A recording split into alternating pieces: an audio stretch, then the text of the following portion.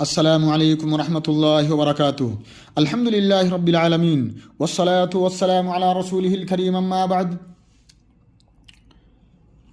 ও আমার প্রিয় ভাইরা, আশা করি আপনারা সবাই ভালো আছেন এবং আমিও আলহামদুলিল্লাহ ভালো আছি। আপনাদের সামনে আজকে দ্বিতীয় ক্লাস নিয়ে, মানে দ্বিতীয় দার্স, যেটা আদর্শ স্থানী নিয়ে আমি হাজির হয়েছি। আমরা অত্যন্ত খুশিতে আছি, কারণ যে আমরা রোজার মাসে প্রবেশ করেছি এবং একটি রোজা আমাদের আলহামদুলিল্লাহ সম্পন্ন হয়ে গিয়েছে, কমপ্লিট করে ফেলেছি এবং 2 তারাবি এর সালাত আদায় করেছি আলহামদুলিল্লাহ, সুম্মা আলহামদুলিল্লাহ। আমরা সবাই জানি যে রোজার মাস বরকতের মাস।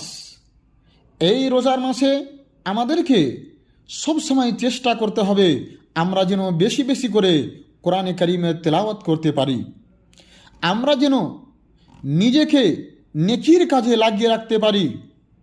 এ কথা ঠিক যে আমরা কাম করতে এসেছি এখানে, কিন্তু তার মানে এটা নয় যে আল্লাহকে বলে ভুলে যেতে হবে। আল্লাহকে সবসময় স্মরণ রাখতে হবে। মানুষের কখন মৃত্যু চলে আসবে সেটা কেউ বলতে পারবে না। তার কারণে আমাদেরকে সবসময় আল্লাহকে স্মরণ রাখতে হবে। আল্লাহ তো এই পৃথিবীকে সৃষ্টি করেছেন শুধু পরীক্ষার জন্য। যাই হোক, আমি বক্তব্য লম্বা করব না, আপনাদের সামনে একটি হাদিস পেশ করতে চাই রমজানের সম সম্পর্কে।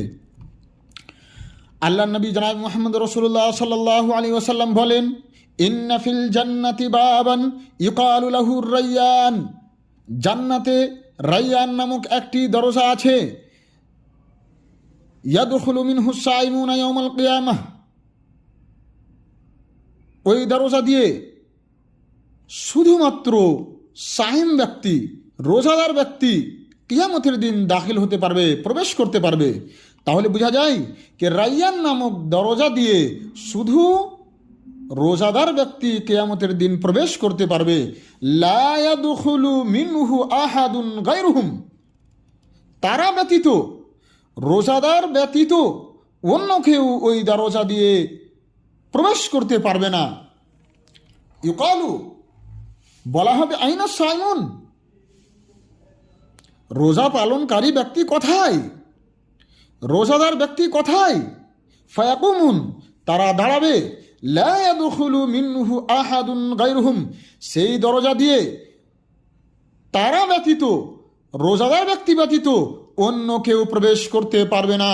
ফাইদা দাখালু, যখন রোজাদার ব্যক্তি, রোজা পালনকারী ব্যক্তি দাখিল হয়ে যাবে, প্রবেশ করে যাবে, উগলিকা, তখন সেই দরজাকে, সেই রায়্যান নামক দরজাকে বন্ধ করে দেওয়া হবে।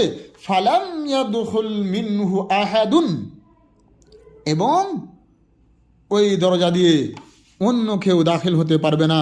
তাহলে রোজাদার ব্যক্তি যখন দাখিল হয়ে যাবে রায়্যান নামক দরজা দিয়ে, তখন অন্য কেউ ওই দরজা দিয়ে দাখিল হতে পারবে না।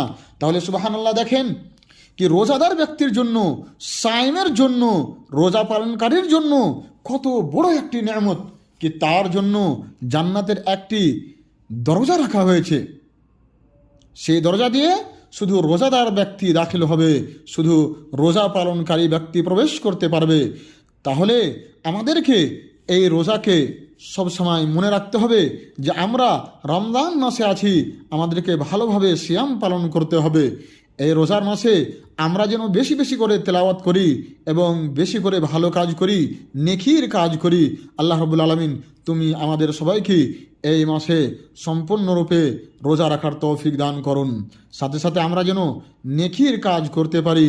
তাছাড়া আমাদের যত গুনাহ খাতা হয়েছে আল্লাহ তুমি তা মাফ করে দিও এবং আমাদের রুজিতে বরকত দিও। আসসালামু আলাইকুম রহমতুল্লাহি ওয়া বারাকাতুহু।